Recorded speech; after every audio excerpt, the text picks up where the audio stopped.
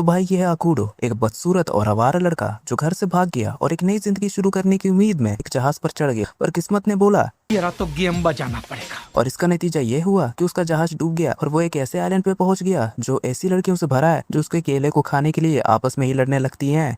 तो ये सब तब शुरू होता है जब सुजू नाम की एक लड़की मछली पकड़ने जाती है, लेकिन आखिर में हमारे इस निकम्मे को पकड़ लेती है। कंफ्यूज होकर वो उसका फैक्ट्री रीसेट बटन कुछ ज्यादा ही बार दबा देती है और जब उसे एहसास होता है कि उसने मामला और बिगाड़ दिया है तो डेस्परेट होकर अचानक उसे पकड़ती है और सीपीआर देने के लिए उसे सीधा किसी कर लेती है, जिससे अकूडो को तो लगता है कि वो किसी जन्नत में आ गया है। लेकिन जब सुजू फिर से गड़बड़ कर देती है तो वो उसको घसीट कर अपनी दादी के पास ले जाती है। वहाँ लड़कियों की भीड़ जमा हो गई थी ये देखने के लिए कि दादी आखिर सुजू को क्यों डांट रही है, क्योंकि सुजू की बदबूदार सांस से अकूडो की जान जाते जाते बची थी। हालांकि जब सुजू उनसे पूछती है कि अकूडो के छाती पे हमारे जैसे गुब्बारे क्यों नहीं है, तो दादी खुलासा करती है कि ऐसा इसलिए है क्योंकि अकूडो एक लड़का है। अब ये सुनकर सारी औरतें एकदम पगला जाती है क्योंकि उन्होंने पहले कभी किसी आदमी को देखा ही नहीं था।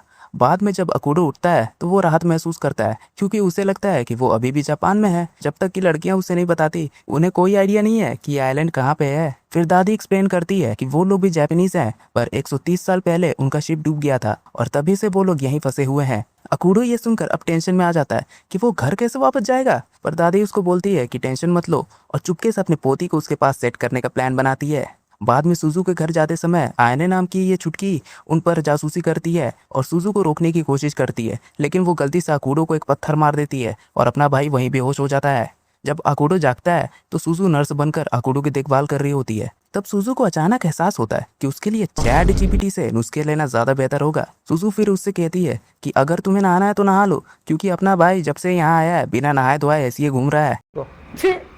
तो अब अकूडो मत से बाथरूम में आराम करता है और सुजू के बारे में ख्याली पुलाव पकाता है, लेकिन उसे अपनी किस्मत पर तभी यकीन नहीं होता जब सुजू उसके साथ बाथटब में आ जाती है, जिससे उसका दिमाग सुन्न हो जाता है और अपना भाई का तो एकदम हालत ही खराब हो गया था। अचानक आयने भी बाथटब में आ जाती है और अपनी छाती पर मौजूद मच्छर जैसे छोटे गुब्बारे अकूडो को दिखाती है, लेकिन फिर दोनों लड़कियां इस बात की कंपटीशन में लग जाती है कि अकूडो का मनोरंजन करने के लिए किसके गुब्बारे सबसे बड़े हैं। तो कुछ पलों बाद सुजू फिर से अपनी नर्स की ड्यूटी पर लौटती है, लेकिन उसका मरीज तो वहाँ होता ही नहीं, क्योंकि आयने एक गुस्सेल चिड़िया पर सवारी करते हुए अपने भाई को बीच सड़क घसीट कर उसकी नींद से जगाती है। किस्मत से रेन नाम की कोई दूसरी लड़की आयने को गिरा देती है एक नदी में। राहत की सांस लेते हुए अकूडो सोचता है कि चलो आखिरकार उसे कोई नॉर्मल लड़की मिल गई, पर तब यह मोहतरमा कौन हब वीडियोस के ठरकी लाइनें मार के उससे फ्लर्ट करने लगती है। अपना भोला भाला अकूडो किसी तरह से वहां भागने में कामयाब होता है, लेकिन इससे पहले कि उसे कुछ समझ आता आइलैंड की हर प्यासी लड़की उसके पीछे पड़ जाती है। जब वो आखिरकार रुकर ये सोचता है कि आखिर ये सब उसका शिकार क्यों करना चाहती है, तब दादी आके उसे समझाती है कि वो इतने सालों में इस आइलैंड पर आने वाला इकलौता लड़का है और यहाँ पे हर किसी में विटामिन की भारी कमी है,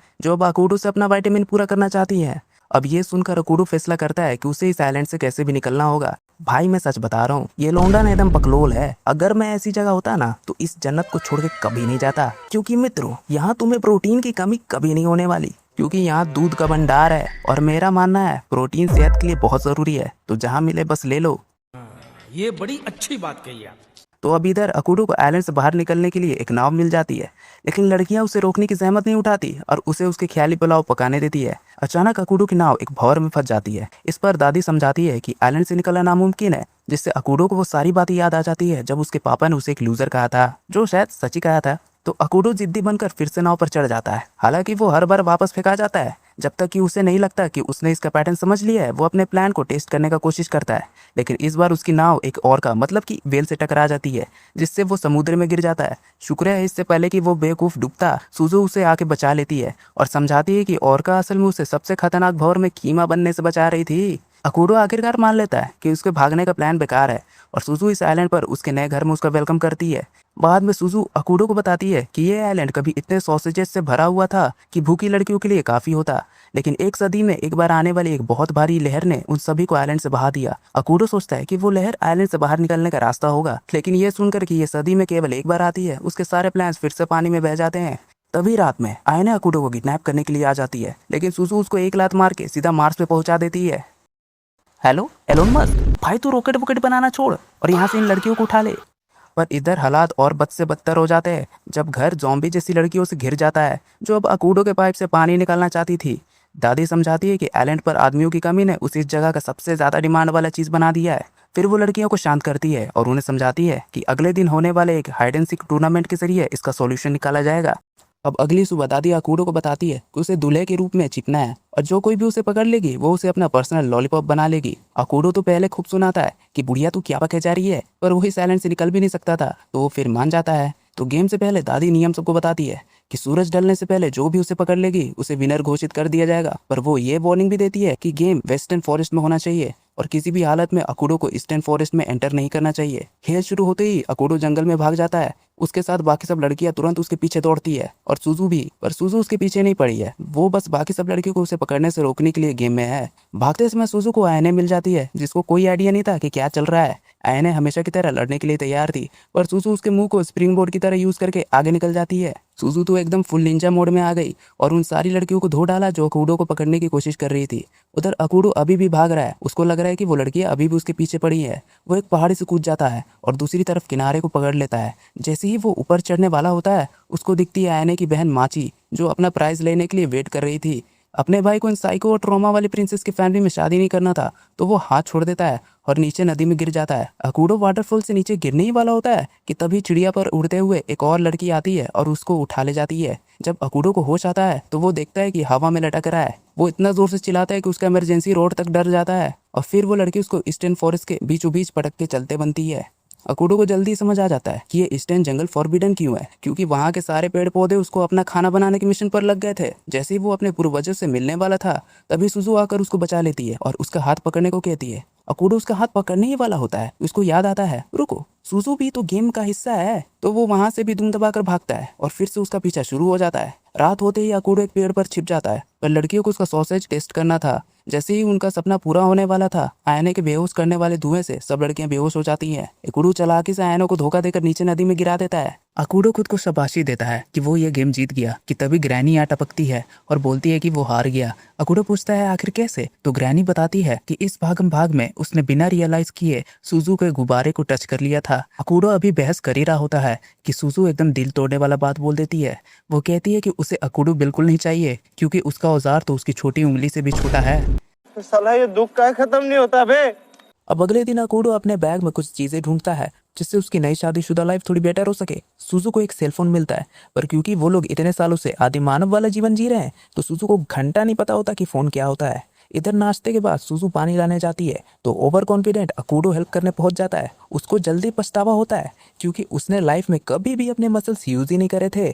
उसकी ईगो को तब और झटका लगता है जब वो रेन को चट्टान जितना बड़ा पानी का मटका आराम से उठाते हुए देखता है। अपनी सिग्मा मेल वाली इज्जत बचाने के लिए अकूडो उसके साथ रेस लगाता है, पर थोड़ी दूर जाकर बेहोश हो जाता है। तभी अकूडो रेन की बहन मिको से मिलता है और वही पूरे आइलैंड पर अकेली लड़की है जो अकूडो जैसे निठल्ले और कमजोर लूजर से दूर रहना चाहती है। उसका मानना है कि किसी लड़के के इमोशनल ड्रामा से डील करने से बेहतर है अपनी बहन के साथ रहना। इधर अकूडो और सुजू घर के छोटे मोटे काम निपटाते हैं।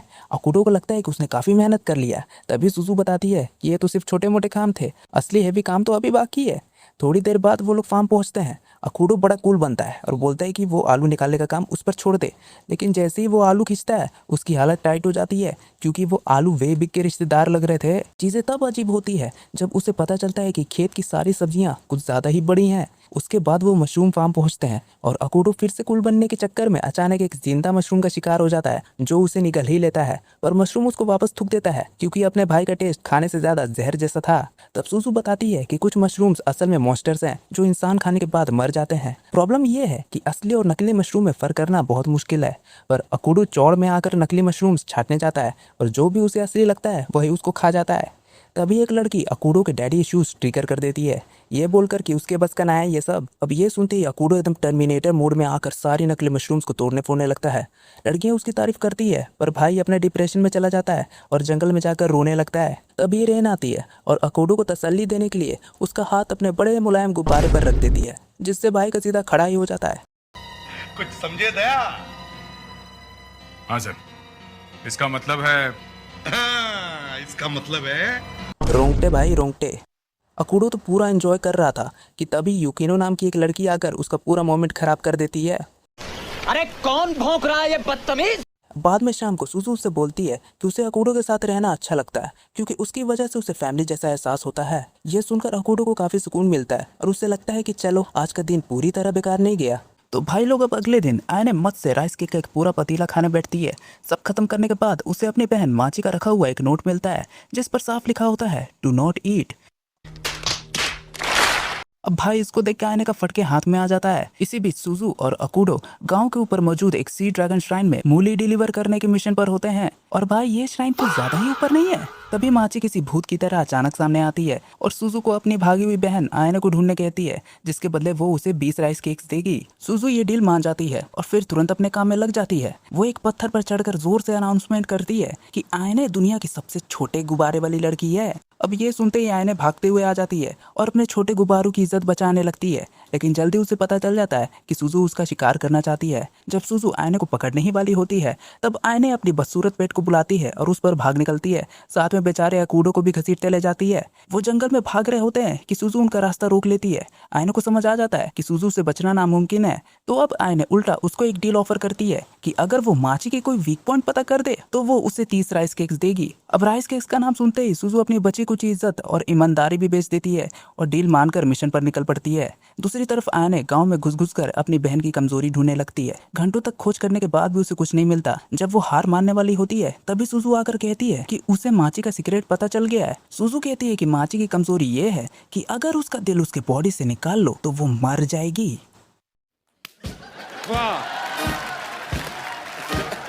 तो अब अपनी लगातार फेलियर से परेशान आयने गुस्से में माची को ताना मारने लगती है कि उसके शादी होने की चांसेस किसी नन बनने से भी कम है। वो साली बुढ़िया, उसको तो कोई लड़का भाव ही नहीं देगा।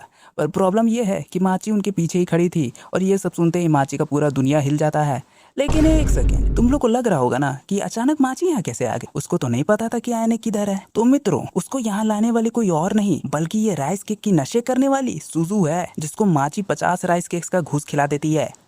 घूस बोले तो रिश्वत, तुम्हारे जनरल नॉलेज के लिए बता दिया। तो अब इधर माची अपनी इतनी इंसल्ट सुन के डिप्रेशन में चली गई थी। मौका देकर आयने और भी ज्यादा टॉन्ट मारने लगती है, लेकिन उसकी खुशी ज्यादा देर नहीं टिकती क्योंकि माची अपने शिकेगामी बुलाकर उसकी गुद्दी लाल कर देती है। बाद में सुजू और अकूडो एक काम से जा रहे होते हैं। तभी सुजू फिसलकर एक अजीजो स्टैचू तोड़ देती है जिसके बारे में कहा जाता है कि वो कर्स्ड है। अकूडो इन सब बातों पर यकीन नहीं करता और आराम से स्टैचू को जोड़ देता है, जो जुड़ने के बाद कुछ ऐसा दिखता है। अब इसके बाद जैसे ही सब लोग वहां से जाते हैं, स्टैचू की आंखें लाल चमकने लगती है। रात को सुजू डर के मारे खाना तक नहीं खा पाती और जैसा उसने सोचा था वैसे ही दरवाजे पर एक डरावनी सी परछाई नजर आती है। सुजू इतनी जोर से चिल्लाती है कि पूरा घर ही हिल जाता है। अगले दिन आयने फैसला करती है कि वो सुजू के भूतों वाले डर का पूरा फायदा उठाएगी। तो वो प्रैंक करने के लिए पहुंच जाती है, पर वो खुद असली भूत से टकरा जाती है और डर के मारे चीख पड़ती है। उसकी चीख सुनकर अकूडो भागता हुआ आता है और उसे जमीन पर गिरा हुआ पाता है। आयने उस भूत के बारे में बताती है, लेकिन अकूडो अब भी मानता है कि भूत वूत कुछ नहीं होता। फिर जब अकूडो अपने रूम में लौट कर आता है तो वो देखता है कि एक अजीब सा भूत सुजू को गुलाम बनाकर खड़ा होता है। भाई ये सफेद गोला भूत है, इसको देख के कुत्ता भी ना डरे। अब ये भूत अकूडो को भी डराने का सोचता है, पर अकूडो सीधा उसको एक घुसा मार देता है। इन सब के बावजूद अकूडो अपनी इसी बात पर अड़ा रहता है कि भूत वूत कुछ नहीं होता। आलम यह है कि अब भूत खुद पे डाउट करने लगता है। बाद में सारे लोग भूत को टाटा बाय बाय कर देते हैं और अब आयने और सुजू अकूडो को एक तांत्रिक समझने लगते हैं। कुछ समय बाद यूकिनो नाम की ये चुटकी अपनी बड़ी सी भालू कुमा को ढूंढती हुई एक जैम शॉप पर पहुंचती है, जहाँ कुमा भुक्कड़ की तरह सारा जैम गटक रही होती है। यूकिनो को कुमा के ये पेटूपन देखकर वो उसकी तुलना सुजू से कर देती है, जो राइस केक्स देखकर खुद पर काबू नहीं रख पाती। ये सुनकर कुमा ऑफेंड हो जाती है और वहाँ से भाग जाती है। कुमा को ढूंढने के लिए यूकिनो अकूडो और सुजू के पास मदद मांगने जाती है, जो उस वक्त मछली पकड़ रहे होते हैं। यूकिनो के साथ कुछ ट्रेंड जानवरों का ग्रुप भी होता है जो सुजू को घसीट कर अपने साथ ले जाते हैं। और दूसरी तरफ अकूडो यूकिनो को अपने कंधे पर बैठा कर ले जाता है और जंगल में उन्हें कुछ पैरों के निशान मिलते हैं जिन्हें वो कुमा का मान लेते हैं, लेकिन वो निशान किसी और भालू के निकलते हैं जो खुद को बुरा बुलाने पर भड़क कर उन्हें अपने इलाके से बाहर फेंक देता है। उन्हें और भी भालू मिलते हैं पर सब बेकार जाता है। ब्रेक लेते वक्त यूकिनो बताती है कि कुमा उसके लिए कितनी इंपॉर्टेंट है, क्योंकि वो दोनों बचपन से साथ पले बड़े हैं और एकदम फैमिली की तरह हैं। ये सुनकर अकूडो अपनी बची हुई रिजर्व एनर्जी का इस्तेमाल करता है ताकि वो कुमा की तलाश जारी रख सके। दूसरी तरफ सुजू आयने से टकरा जाती है, जो उसे फिर से एक फालतू सी फाइट के लिए चैलेंज करती है और कहती है कि इस बार तो वो उसको पेल ही देगी। पर सुजू सिर्फ एक पंच मारकर उसे जमीन पर गिरा देती है और आयने का ऑरा पूरा माइनस में चला जाता है। इधर काफी घंटों तक ढूंढने के बाद अकूडो को कुमा का ड्राइंग बनाने का एक जीनियस आइडिया आता है और वो कुमा की ड्राइंग बनाकर जानवरों को दिखाने लगता है। लेकिन पहला भालू जिससे वो मिलता है उसके सर पर इतना जोर का मुक्का मारता है कि बेचारा हवा में उड़ जाता है। यूकिनो बताती है कि शायद उसका चेहरा इतना बदसूरत है कि जानवर उसे देखकर ही घबरा जाते हैं। गजब बेइज्जती है। तो अब अपनी इमेज सुधारने के लिए अकूडो नकली दाढ़ी लगा लेता है, लेकिन इससे बात और भी खराब हो जाती है। अब उसको भालू लोग पहले से भी ज्यादा पीटने लगते हैं। मारो, हमको जिंदा मत छोड़ो सालो। हम कोई मंदिर का घंटा है कि कोई भी आके बजा जाता है। पर फिर भी अकुडो हार नहीं मानता और जंगल में कुमा को ढूंढता रहता है। काफी मार खाने के बाद आखिर एक शांत जानवर मिलता है जो उसे सही रास्ता दिखा देता है। खुश होकर अकुडो युकिनो को कंधे पर बिठा लेता है और दोनों उस डायरेक्शन में दौड़ पड़ते हैं। रास्ते में उन्हें एक छोटा सा पुल मिलता है। अकुडो को ऊंचाई से डर लगता है इसलिए वो रुक जाता है, लेकिन युकिनो बिना डरे आगे बढ़ जाती है। तभी अचानक पुल टूट जाता है। युकिनो नीचे गिरने ही वाली होती है कि अकुडो बिना सोचे समझे सुपरमैन की तरह जंप मार लेता है और उसे पकड़ लेता है। दोनों हवा में लटक रहे होते हैं पर जैसे तैसे फिर क्रैश लैंडिंग करते हैं। अब उन्हें कुमा मिल जाती है और पता चलता है कि कुमा भी युकिनो को ही ढूंढ रही थी। उसे लगा था कि युकिनो घर छोड़कर भाग गई है। इस पूरे इंसिडेंट के बाद अकुडो को पता चलता है कि वो भी युकिनो और सुजू की तरह जानवरों की भाषा समझने लगा है, तो वो वहां से भाग जाता है क्योंकि वो इस आइलैंड के लोगों की तरह आदि मानव नहीं बनना चाहता था। अगली सुबह अकुडो एक लकड़ी की पतली तलवार लेकर प्रैक्टिस कर रहा था। वो हवा में ऐसे तलवार घुमा रहा होता है जैसे कोई जंग लड़ने जा रहा हो। सुजू उसे देख के ये पूछती है, सुबह सुबह उठकर ये बेरोजगारों वाला हरकतें क्यों कर रहे हो भाई? तब अकुडो कहता है कि वो आइलैंड की लड़कियों को प्रोटेक्ट करना चाहता है क्योंकि एक मर्द होने के नाते ये उसकी जिम्मेदारी है। लेकिन सुजू को उसकी बातों का घंटा समझ नहीं आता। वो तो बचपन से इंडिपेंडेंट रही है और अपना काम खुद करती आई है। कुछ देर बाद सबको सामान उठाने का काम मिलता है। अकुडो सोचता है कि यही मौका है अपनी मर्दान की साबित करने का, लेकिन हाल ये होता है कि वो एक बोरी तक नहीं उठा पाता, जबकि जिस लड़की को वो प्रोटेक्ट करना चाहता है वो आराम से 3-3 बोरियां उठा लेती है। तभी अचानक भूकंप आ जाता है। सुजू तुरंत डर जाती है और अकुडो को टिश्यू पेपर की तरह पकड़कर साथ घसीटते ले जाती है। शाम को सुजू नहाने जाती है क्योंकि अकुडो की बदबू उस पर लग गई थी, लेकिन बाथरूम पहुंचकर पता चलता है कि गर्म पानी का सोर्स सूख गया है। भूकंप के चक्कर में पानी की पाइप्स टूट गई हैं। नहाने के लिए लड़कियां पानी इकट्ठा करके गर्म करती हैं और किसी तरह काम चलाती हैं। सबके सेटल होने के बाद अकुडो बोल देता है कि नहाना इतना भी जरूरी नहीं होता, टॉवल से साफ कर लो वही काफी है। अब ये सुनते सब लड़कियां उसे ऐसी नजरों से देखती है जैसे उसने दुनिया का सबसे बड़ा पाप कर दिया हो। सब मिलकर उसको गालियां देने लगती हैं और कहती हैं कि उसकी बदबू की वजह से ही सब उससे दूर भागते हैं। तब अकुडो को समझ आता है कि लड़कियों के लिए नहाना कितना इंपॉर्टेंट है। अगले दिन सुबह सुबह अकुडो पानी की प्रॉब्लम सॉल्व करने के लिए निकल पड़ता है और सुजू के लिए एक नोट छोड़ देता है। लेकिन सबको पता है कि अकुडो कितना बड़ा निकम्मा इंसान है, इसलिए लड़कियां भी उसके पीछे निकल पड़ती हैं। सब लोग कुआं खोलकर देखते हैं तो पता चलता है कि वो मिट्टी से पूरा भर चुका है। सुजू और अकुडो बिना सोचे सीधा कुआं में कूद जाते हैं ताकि उसे साफ कर सके। लेकिन तभी एक और भूकंप आ जाता है और दोनों और भी ज्यादा गहराई में गिर जाते हैं। अब वापस चढ़ने का कोई रास्ता नहीं बचता। तब अकुडो नोटिस करता है कि एक सुरंग से हवा आ रही है। वो सजेस्ट करता है कि उसी रास्ते को फॉलो किया जाए। सुजू गिरने से थोड़ी इंजर्ड हो गई थी, इसलिए अकुडो उसे अपनी पीठ पर बैठाकर चलने लगता है। काफी मुश्किल के बाद दोनों को बाहर जाने का एक एग्जिट मिलता है, लेकिन वो इतना ऊंचा होता है कि वहां तक पहुंचना नामुमकिन लगता है। तब अकुडो का दिमाग फाइनली काम करता है।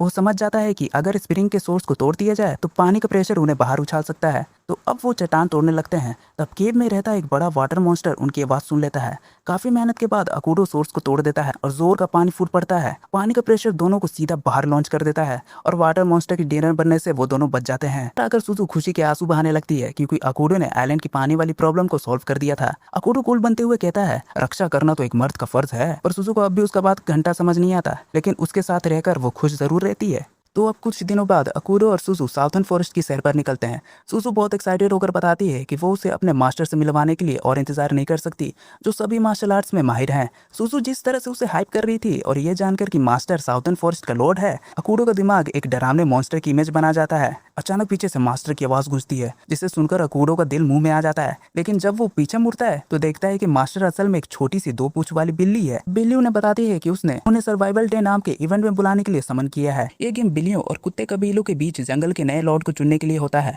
मास्टर बताता है कि कुत्तों का कबीला जीत रहा है, इसलिए उसने सुजू और अकुडो को मदद के लिए बुलाया है। ये सुनकर अकुडो खुशी से मदद करने के लिए मान जाता है, क्योंकि उसे लगता है कम से कम उसकी बेकार सी जिंदगी में वो किसी के काम तो आ रहा है। इसके बाद गेम शुरू होता है और दोनों टीमें एक दूसरे की तरफ दौड़ती हैं। लेकिन सुजू और अकुडो का लक फिर खराब हो जाता है। उनके सामने अचानक केले के छिलकों की लाइन पड़ी होती है और दोनों फिसल के धड़ाम से गिर जाते हैं। लेकिन इससे पहले कि कुकुर का बॉस उन पर हावी हो पड़ता, अकुडो उसे निपटा देता है और भाग दौड़ जारी हो जाता है। इसके कुछ ही देर बाद वो दोनों खुद को कुत्तों के एक बहुत ही अच्छी तरह से बनाए गए चक्रव्यूह में फंसा हुआ पाते हैं। तो भाई लोग, आज की वीडियो यहीं पर खत्म होती है। तो वीडियो कैसा लगा कमेंट्स में जरूर बताना, और यहाँ तक आ ही गए हो तो एक लाइक तो बनता है यार, और हाइप भी कर देना, क्योंकि मैं देखता हूँ तुम लोग वीडियो देख के बिना लाइक और हाइप किए भाग जाते हो। तो इसलिए कभी तो अपने भाई की भी बात मान लिया करो। तो मित्रों, आज के लिए बस इतना ही। मिलते हैं फिर अगले वीडियो में, तब तक के लिए बाय बाय।